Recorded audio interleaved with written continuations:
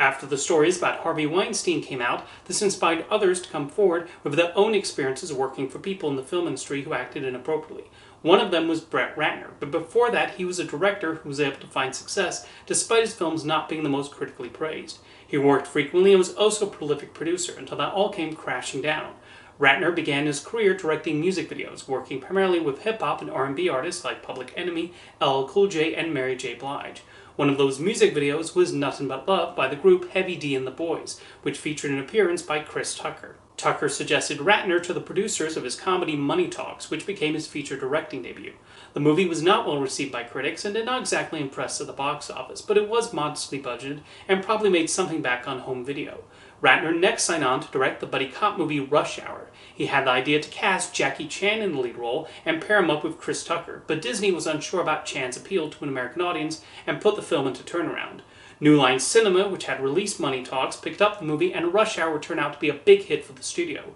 Unsurprisingly, Rush Hour 2 was greenlit, and that became even more successful than its predecessor. In between those movies, Ratner decided to try something a little different and directed a Frank Capra-esque sentimental holiday film titled The Family Man.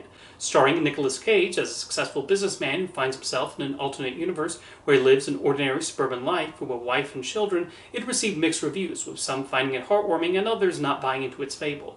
However, it performed okay at the box office. Ratner would also try his hand at horror with Red Dragon, a movie in the Hannibal Lecter franchise. It got some of the better reviews of his career up to that point and performed well with audiences. Ratner had established himself as a filmmaker who could jump between genres and make various types of audience-pleasing movies, even if the critics were generally displeased with his work.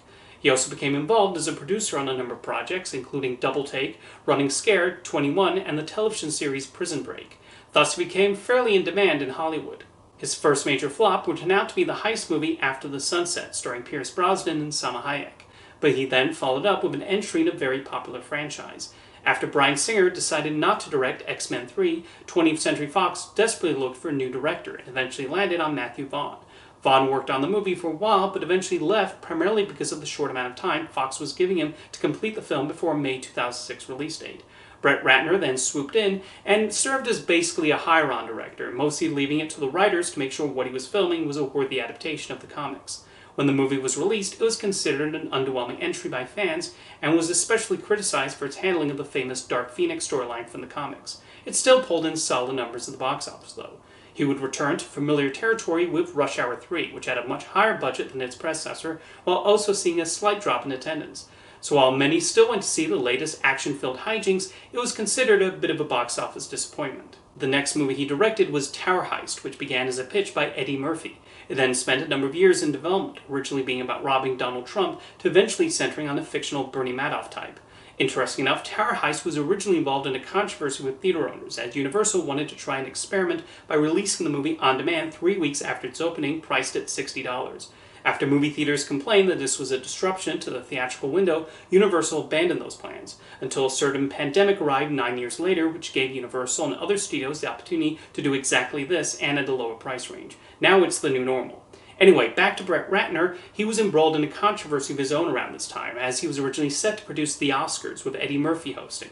However, during a radio interview, he used a homophobic slur, which was widely condemned. After apologizing, he dropped out of producing, with Murphy following suit, and curiously enough, Tower Heist producer Brian Grazer ended up taking the job. His next directorial effort, which would turn out to be his last, was the action movie Hercules with Dwayne Johnson. It received mixed reviews, but did quite well at the box office, especially overseas.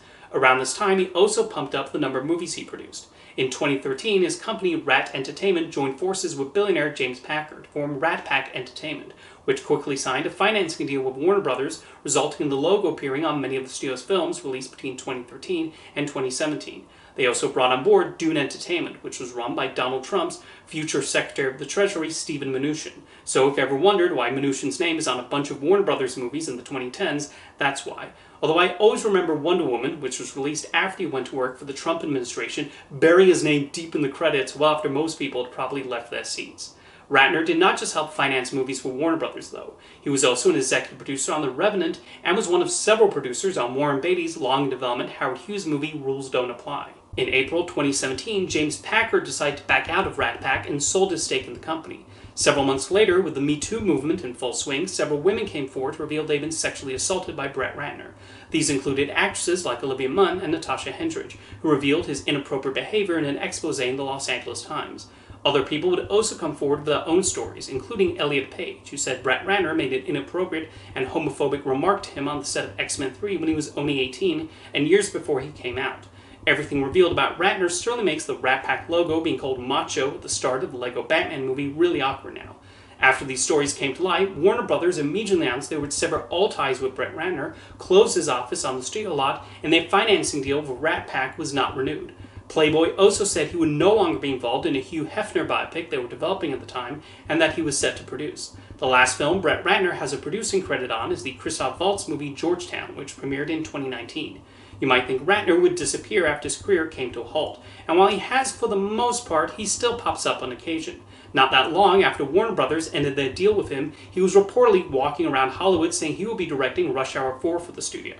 Arthur Sarkeesian, the producer of the Rush Hour franchise, told The Hollywood Reporter that while he is eager to make another sequel, he's not planning on making it with Ratner, and was confused why he would be telling people he was attached to Rush Hour 4. In 2021, Ratner got the rights to make a Milli Vanilli biopic with plans to direct, and teaming up with Millennium Media to help finance the production. Keep in mind, Millennium is the same company that signed Bryan Singer to direct a Red Sonja movie even after the stories about him surfaced. They were going to search for any interested buyers at the European film market, but Millennium then dropped out, and there have been no updates about the project since. Around that time, Rat Pack also got the rights to make a movie about the Reddit Wall Street phenomenon, and a few years later released a documentary about the subject, titled The New Americans Gaming the Revolution. You might think Rat Pack would shy away from Ratner's association with the company, but his role as CEO is proudly displayed on their official website. He also still posts on his social media pages. Despite Brett Ratner's various attempts to make a comeback, I don't see it happening anytime soon, as any attachment to a movie would likely lead to a lot of backlash. If Rush Hour 4 were to happen one day, you'll probably see someone else's name under the directing credit. See you next time.